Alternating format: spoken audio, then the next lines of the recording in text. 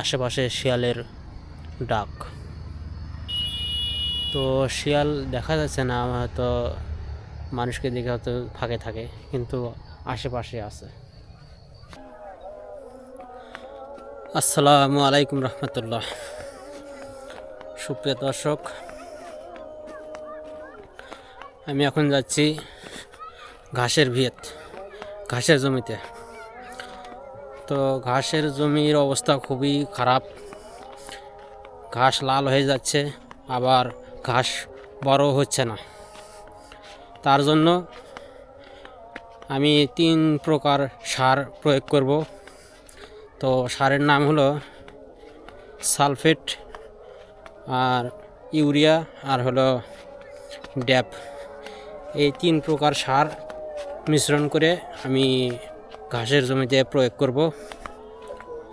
তো দেখি এই 3 জাতের সার প্রয়োগ করে কি ফলাফল পাওয়া যায়, সেটা আপনাদেরকে নেক্সট পরবর্তী ভিডিওতে আপনাদেরকে জানানোর চেষ্টা করব। তো আমি এখন জমির কাছাকাছি চলে এসেছি, আপনারা অপেক্ষা করুন।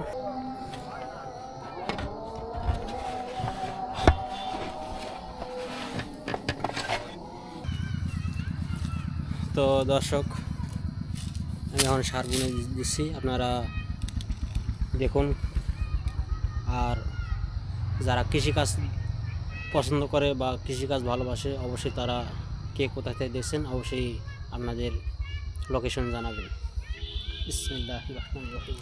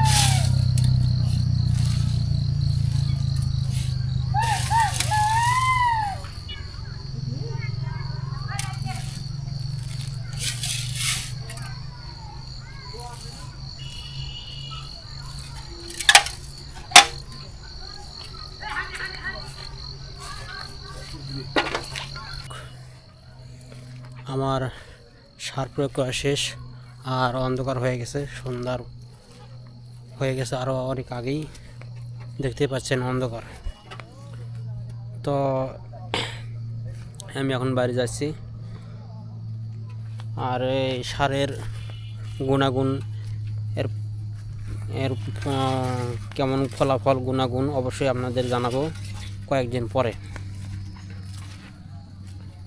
তো আজকের ভিডিও পর্যন্তই। ভালো থাকবেন, সুস্থ থাকবেন, এই আশাবাদ ব্যাখ্যা করে আজকের মতো বিদায় নিচ্ছি। আল্লাহ হাফেজ।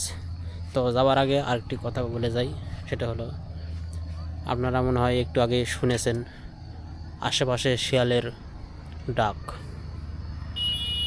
তো শিয়াল দেখা যাচ্ছে না, আমার হয়তো মানুষকে দেখে হয়তো